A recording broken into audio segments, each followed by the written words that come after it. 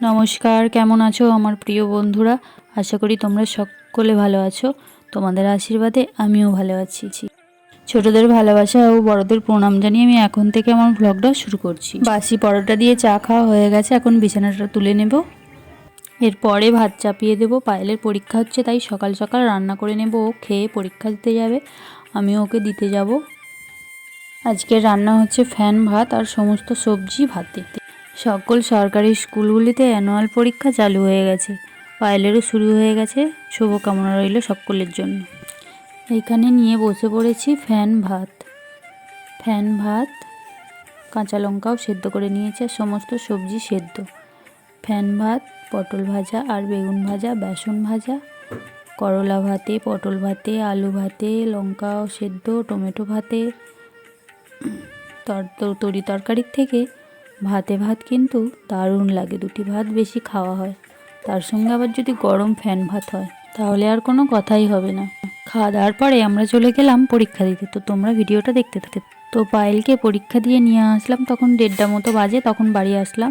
তো এখন চলে আসছি সোজা বিকেলে। তো এখন এখানে উনুনটা সারাই করতে বসে গেছি। আগের উনানটার থেকে এই উনানটার গেটআপটা সম্পূর্ণ আলাদা।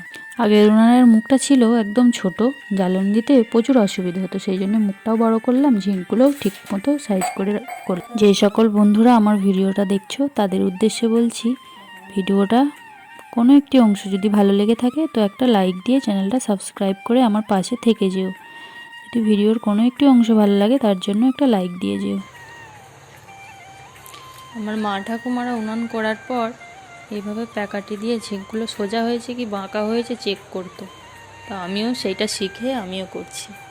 এইভাবে প্যাকাটিটা দিয়ে দেখলাম এটা উঁচু আছে, এটা নিচু আছে, তার মানে এইখানটা আরও কাদা দিতে হবে। আচ্ছা, এটা মোটা সামান্য এটা নিচু আছে, এটা সামান্য নিচু আছে। এটা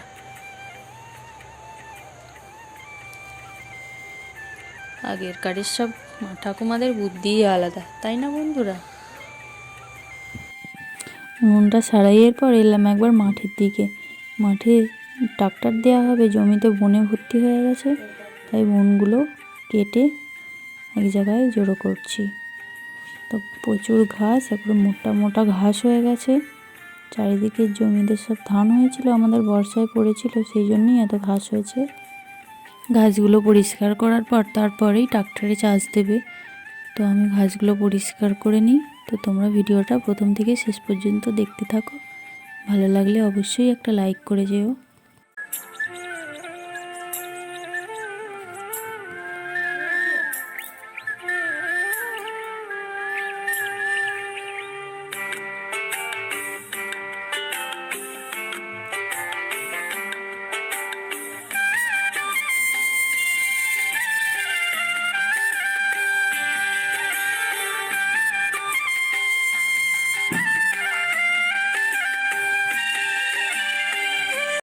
জমিতে প্রচুর ঘাস হয়ে গেছে, একদিনও হবে না। এখন আজকের মতো বাড়ি চলে যাচ্ছি, আবার অন্য একদিন এসে পরিষ্কার করতে হবে। তো তোমরা ভিডিওটা দেখতে থাকো।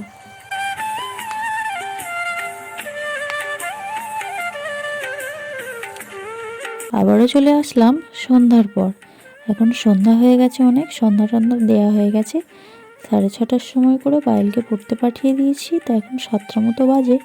কাপগুলো অনেক দিন ধরে সাবান দিয়ে ধুয়ে পড়েছিল, তো এখন সেইগুলো ধুয়ে পরিষ্কার করে নিয়ে এইখানে ভালো করে সাজিয়ে রেখে দেবো। তো আমি সব কিছু মুছে এইখানে রাখি, আর তোমরা ভিডিওটা দেখতে থাকো।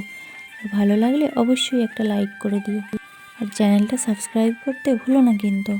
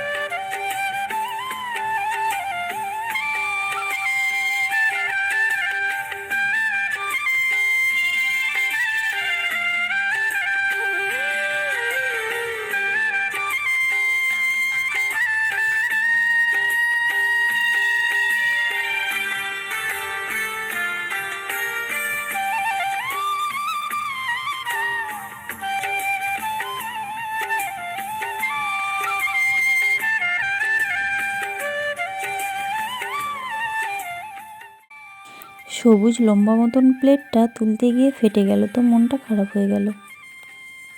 এই দিকটা গোছানো হলো, তো এরপরে এর পিছনের দিকটা যে আছে সেই দিকটা গুছিয়ে নেব।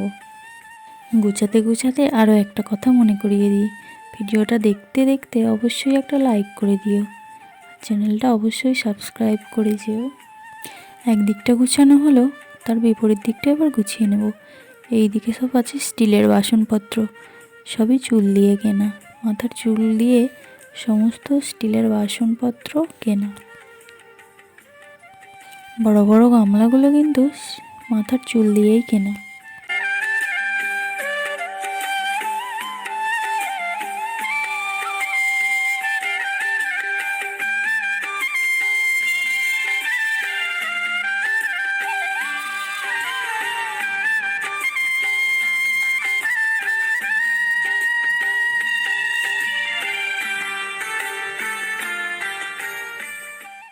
পেতলের গামলাটা কিন্তু চুল দিয়ে কেনা না, এটা হচ্ছে পায়েলের অন্নপ্রাশনে গিফট পেয়েছিলাম। তো এইগুলো সমস্ত হচ্ছে নিরামিষ বাসন, পুজো আজায় কাজে লাগে। তো বলতে বলতে আমার গুছানো শেষ হয়েই এসেছে, তো দেখে নাও কেমন গুছানোটা হয়েছে। ভালো লাগলে অবশ্যই একটা লাইক করে দিও। তো ভিডিওটা এখানে শেষ করছি। সবাই ভালো থাকবে, সুস্থ থাকবে, সাবধানে থাকবে। নমস্কার।